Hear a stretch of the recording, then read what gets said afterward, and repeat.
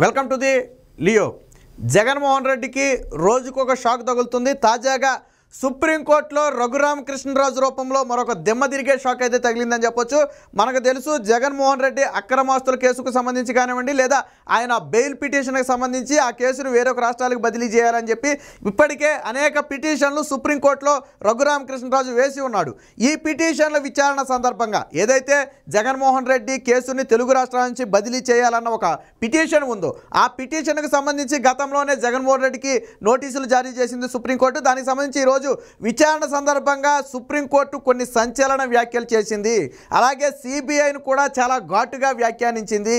ఈ కేసులో జాప్యం జరగడానికి గల ప్రధాన కారణం ఏంటని చెప్పి ఆ సిబిఐ తరపున అయితే గట్టిగా ప్రశ్నించడం జరిగింది. దాంతో సిబిఐ తరపున తుషార్ మెహతా ఆ వాదనలు వినిపిస్తూ అసలు ఈ జాప్యానికి తమకు సంబంధం లేదని, అది లోయర్ కోర్టులో జరుగుతున్న జాప్యం అని చెప్పి చెప్పే ప్రయత్నం చేస్తే సంజీవ్ ఖన్నా ఎవరైతే జస్టిస్ ఉన్నారో సంజీవ్ ఖన్నా ఆయన అయితే మధ్యలో జోక్యం చేసుకుని తీవ్ర ఆగ్రహం వ్యక్తం చేశారు. ఒక దర్యాప్తు సంస్థ అయినటువంటి మీకే బాధ్యత లేదంటే ఈ కేసుకి ఎవరికి బాధ్యత ఉంటుంది? ఇలాంటి సమాధానాలు ఎలా చెబుతున్నారని చెప్పి కొంత ఆగ్రహంను అసహనం కూడా వ్యక్తం చేయడం జరిగింది. అసలు ట్రయల్కి సంబంధించి ఎందుకు ఇంత జాప్యం జరుగుతుంది, అలాగే బెయిల్ రద్దు పిటిషన్కి సంబంధించి ఎందుకు ఇన్ని వేలకు వేల వాయిదాలు పడుతున్నాయి, 3700 వాయిదాలు సుమారు పడ్డాయని చెప్పి రఘురామకృష్ణరాజు తన పిటిషన్లో పేర్కొన్నారు. సో కాబట్టి ఎందుకు ఇన్ని వాయిదాలు పడుతున్నాయి, దీనికి సిబిఐ అంటే దర్యాప్తు సంస్థగా మీ యొక్క సమాధానం ఏంటని చెప్పి ఈరోజు చాలా ఘాటుగానే ప్రశ్నించడం జరిగింది. అయితే మాకు సంబంధం లేదని తప్పించుకునే ప్రయత్నం మాత్రం చేయొద్దని చెప్పి ఘాటుగా హెచ్చరించడం కూడా జరిగింది. దీంతో వైసీపీలో ఒక్కసారిగా ప్రకంపనలు మొదలయ్యాయి.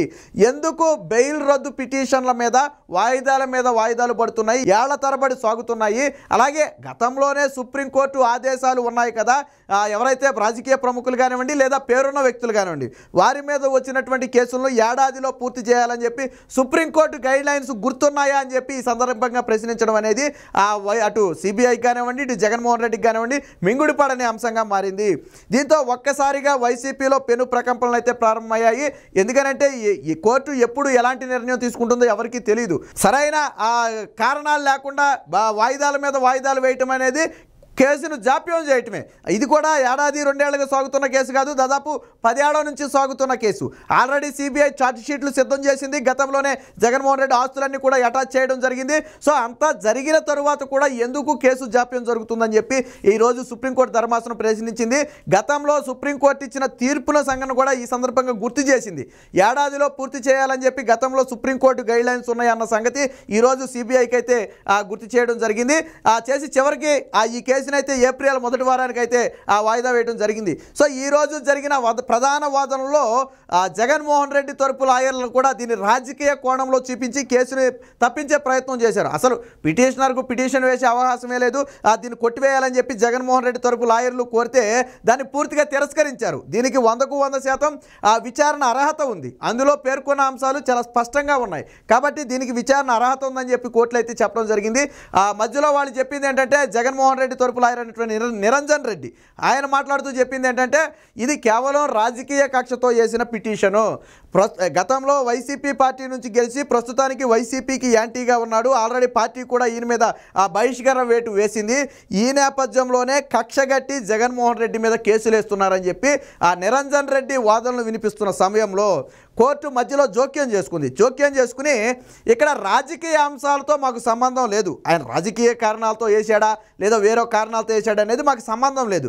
బట్ పిటిషనర్ చెప్పినటువంటి అంశాలు నిజమా కాదా, కేసు జాప్యం జరుగుతున్న మాట నిజమా కాదా, 3000కు పైగా వాయిదాలు తీసుకున్న మాట నిజమా కాదా, గత 10 ఏళ్ల నుంచి కేసు సాగుతున్న మాట నిజమా కాదా, ఈ విషయాలకు మాత్రం మాకు స్పష్టత కావాలి. అది సిబిఐ నుంచి స్పష్టత కావాలి. మీరు కూడా దీనికి సమాధానం చెప్పొచ్చు. ఇందులో పిటిషనర్ పేర్కొన్న అంశాలలో తప్పుడు అంశం ఏదైనా ఉందా, రాజకీయ కారణాలు ఉన్నాయా లేదా అనేది మాకు సంబంధం లేని విషయం. బట్ పిటిషనర్ చెప్పిన అంశాలు కరెక్టా కాదా, దీనికి సమాధానం చెప్పాలని చెప్పి కోర్టు మధ్యలో జోక్యం చేసుకుని ప్రశ్నిస్తే జగన్మోహన్ రెడ్డి తరపున వాదించే లాయర్ అయినటువంటి నిరంజన్ రెడ్డి నోట్లో మాటే రాలా బయటికి. ఎందుకంటే కోర్టు అంత ఘాటుగా అడిగింది ఏమని, పిటిషనర్ చెప్పిన అంశాల్లో ఏదైనా తప్పుడు అంశం ఒకటి ఉంటే చెప్పండి అని చెప్పారు. అందులో ఒకటి తప్పుడు అంశం లేదు. కేసు 10 ఏళ్లుగా సాగుతున్న మాట వాస్తవమే, 3000కు పైగా వాయిదాల మాట వాస్తవమే, ఇవన్నీ కూడా జరుగుతున్న మాట వాస్తవమే. జగన్మోహన్ రెడ్డి గత 5 ఏళ్లుగా ఒక్కసారి కూడా కోర్టుకు వెళ్లకుండా తప్పించుకు తిరుగుతున్న మాట వాస్తవమే. ఇవన్నీ వాస్తవాలు కాబట్టి అది తప్పు అని చెప్పే సాహసం జగన్మోహన్ రెడ్డి తరపు లాయర్ కూడా చేయలేదు. అదే సమయంలో సిబిఐ కూడా కొంత ఒత్తిడికి గురైనట్టుగా తెలుస్తుంది. కింది కోర్టుల్లో జరుగుతున్నటువంటి వ్యవహారాలకు తాముకు సంబంధం లేదని చెప్పే ప్రయత్నం చేస్తే ఒక బాధ్యతాయుతమైన దర్యాప్తు సంస్థ ఉన్నాయి, ఆ కేసుని చివరి వరకు ఫాలోయింగ్ పెట్టాల్సిన మీరు ఇలా తప్పించుకునే ప్రయత్నం చేయడం సబబు కాదు. ఒకవేళ నిజంగానే సిబిఐకే ఈ కేసుతో సంబంధం లేదంటే మరి ఈ కేసుతో సంబంధం ఎవరికి ఉంది, మేము ఎవరిని ప్రశ్నించాలని చెప్పి ఆ కోర్టు అయితే ఘాటుగా వ్యాఖ్యానించడం జరిగింది. దీంతో వారు కూడా ఎవరైతే సిబిఐ తరపున వాదిస్తున్నటువంటి తుషార్ మెహతా ఉన్నాడో ఆయన కూడా ఏమీ కోర్టుకి సమాధానం చెప్పలేని పరిస్థితి వచ్చింది. ఎందుకంటే కోర్టు అడిగిన మాట కరెక్టే కదా. ఒక సిబిఐ అనే దర్యాప్తు సంస్థ కేసుని ఫాలో అప్ పెట్టి ఆ కేసులో అంతిమ ఫలితం వచ్చే వరకు కూడా ముందుకెళ్లాల్సిన బాధ్యత ఆ సంస్థ మీద ఉంటుంది. ఒకవేళ ఇప్పుడు కోర్టు చెప్పినట్టుగా సిబిఐకి సంబంధం లేకపోతే అన్ని వాయిదాలు అలా వచ్చాయి. వాస్తవానికి సిబిఐ అన్ని ఆధారాలతో కన్నా కోర్టుల్లో గట్టిగా నిలబడి పోరాడితే 5 వాయిదాలకి 10 వాయిదాలకి ఓకే, బట్ వేలకు వేలు వాయిదాలు ఎలా వస్తున్నాయి? సిబిఐ బలంగా వాదించడం లేదు. సో రఘురామకృష్ణరాజు కూడా తన పిటిషన్లో ఈ అంశాన్ని పేర్కొన్నాడు. కోర్టు కూడా ఈరోజు అభిప్రాయపడింది సిబిఐ అధికారులు అలాగే ఆరోపణలు ఎదుర్కొంటున్న వ్యక్తి కలిసి ఏదైనా కుమ్మక్కయ్యారా అనే అనుమానాలు ప్రజల్లో కలుగుతాయనే వ్యాఖ్య అయితే చేయడం జరిగింది. ఆల్రెడీ ఈ వ్యాఖ్యను రఘురామకృష్ణరాజు తన పిటిషన్లో పెట్టాడు. ప్రజలందరూ కూడా బయట సిబిఐ దర్యాప్తు అధికారులు జగన్మోహన్ రెడ్డి కుమ్మక్కైపోయి కేసును ముందుకెళ్లకుండా అడ్డుకుంటున్నారనే అభిప్రాయం రాష్ట్ర ప్రజల్లో ఉంది. సో ఈ అభిప్రాయం అనేది దర్యాప్తు సంస్థల మీద ప్రభావం చూపుతుంది, వారి విశ్వసనీయతను దెబ్బతీస్తుంది. కాబట్టి తక్షణమే ఈ కేసు విచారించి ముగించాలని చెప్పి ఆయన పిటిషన్లో చాలా స్పష్టంగా పేర్కొనడం జరిగింది. ఇదే అంశం ఈరోజు వెలుగులోకి కూడా రావడం జరిగింది. ఎందుకంటే దర్యాప్తు సంస్థలు కన్నా బలంగా పోరాడితే ఎందుకు బెయిల్ వస్తాయి, ఎందుకు అన్నిసార్లు వాయిదా? ఇప్పుడు జగన్మోహన్ రెడ్డి అనే వ్యక్తి 3000 సార్లు వాయిదాలకు వెళ్లకుండా తప్పించుకు తిరిగాడు, 3000 సార్లు కోర్టుకు హాజరవ్వాలా? మరి అన్ని ఎగ్జామ్షన్స్ ఎలా ఇచ్చారు? మీకు నాకు ఇస్తాయా కోర్టులు? కింది స్థాయి కోర్టులు మీకు నాకు ఇస్తాయా? ఇవ్వకుండా పోరాడాల్సిన బాధ్యత ఎవరిది? సిబిఐది. ఎస్, మీరు ఇవ్వడం కుదరదు, ఆయన వాయిదాలకి రావాల్సిందే, ఆయన వస్తే కానీ కేసు ముందుకెళ్దు. మాకు ఇంకా చాలా ప్రాధాన్యత కేసులు ఉన్నాయి, ఈ కేసు 10 ఏళ్ల నుంచి సాగుతుంది, దీన్ని క్లోజ్ చేయాలి, మాకు పైనుంచి ఒత్తిడి ఉందని చెప్పి సిబిఐ అధికారులు గట్టిగా కోర్టులో పోరాడాలి. కోర్టులు ఏం చేస్తాయి? మీరు బలంగా పోరాడితే కోర్టులు నిలబడతాయి, మీరు ఆధారాలన్నీ కోర్టు ముందు పెట్టేసి బలంగా నిలబడితే అప్పుడు కోర్టులు ఏదో ఒక జడ్జిమెంట్ ఇస్తాయి. అంతేగాని వాళ్ళు వాయిదాలు అడిగిన ప్రతిసారి, వాళ్ళు రీజన్స్ తెచ్చిన ప్రతిసారి మీరు అన్నిటికీ తల ఊపితే వాయిదాలు ఆటోమేటిక్గా పడిపోతాయి. దానికి ఎవరు మాత్రం ఏం చేస్తారు? ఫర్ ఎగ్జాంపుల్ ఢిల్లీ కేసుని తీసుకోండి. అరవింద్ సిసోడియాని ఆల్రెడీ అరెస్ట్ చేశారు, ప్రస్తుతానికి జైల్లో ఉన్నాడు.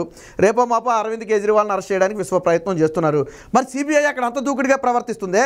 మరి జగన్మోహన్ రెడ్డి కేసులు 10 ఏళ్ల నుంచి సాగుతున్నాయి, ఆల్రెడీ ఛార్జ్ షీట్లు సిద్ధంగా ఉన్నాయి, ఆస్తులు అటాచ్ చేసి ఉంది, కేసు ట్రయల్ నడుస్తుంది. మరి ఎందుకు జాప్యం జరుగుతుంది? ఇన్ని జరిగిన తర్వాత ఎందుకు జాప్యం జరుగుతుంది? అదే సిబిఐ దర్యాప్తు అధికారులే, అక్కడైనా సిబిఐయే, ఇక్కడైనా సిబిఐయే, దానికి అదే పవర్స్ ఉంటాయి, ఇక్కడ అదే పవర్స్ ఉంటాయి. కాబట్టి అంటే ఇక్కడ కేవలం సిబిఐ అధికారులను కొంతమంది అడ్డుకుంటున్నారు. సో రాజకీయ ప్రభావమా లేకపోతే ఇంకో ప్రభావం అనేది పక్కన పెడితే సిబిఐ అధికారుల దర్యాప్తు తీరుపై కూడా అనేక అనుమానాలు ఉన్నాయి. నిన్న మొన్నటి వరకు దూకుడుగా వెళ్ళినటువంటి అధికారులు జగన్మోహన్ రెడ్డిని ఆస్తులు అటాచ్ చేసినప్పుడు కానివ్వండి, ఆయన అరెస్ట్ చేసిన సమయంలో కానివ్వండి, సిబిఐ ఎంత దూకుడుగా వ్యవహరించింది. మినిట్ టు మినిట్ ప్రతిరోజు ఏదో ఒక సంచలనం తెర మీదకి వచ్చేది, ఎక్కడో చోట అవకతవకలను బయటికి తీసేవాళ్ళు.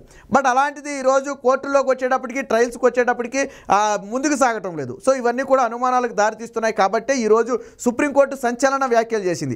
ఎందుకు జగన్మోహన్ రెడ్డి కేసు ఇంత జాప్యం జరుగుతుంది? ఏ ప్రాధాన్యత దృష్ట్యా చూసినా జగన్మోహన్ రెడ్డి కేసును వెంటనే క్లోజ్ చేయాలి. అంటే అత్యధిక అవినీతి ప్రాధాన్యత దృష్ట్యా చూసుకున్నా 43,000 కోట్లు, లేదు రాజకీయ ప్రముఖులను దృష్ట్యా చూసుకున్నా ఆయన ఒక రాష్ట్రానికి ముఖ్యమంత్రి. మరి ఏ కోణాన్ని చూసుకున్నా దీన్ని ముందు విచారించాలి. సుప్రీంకోర్టు గైడ్ లైన్సే ఉన్నాయి, బట్ వాటి ఏటిని కూడా పాటించకపోవడం, వాయిదాల మీద వాయిదాలు ఇవ్వటం అనేది ఖచ్చితంగా ఆలోచించదగిన విషయం అని చెప్పి సుప్రీంకోర్టు అయితే వ్యాఖ్యానించడం జరిగింది.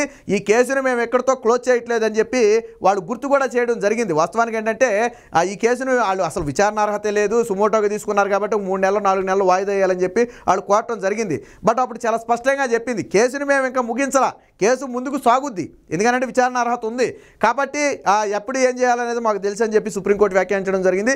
ఏది ఏమైనా ఈరోజు జగన్మోహన్ రెడ్డి ఆ బెయిల్ రద్దుకు సంబంధించి రఘురామకృష్ణరాజు చేసిన పిటిషన్లో సుప్రీంకోర్టు చేసిన వ్యాఖ్యలు వైకాపాలో పెను ప్రకంపనలు సృష్టించాయి.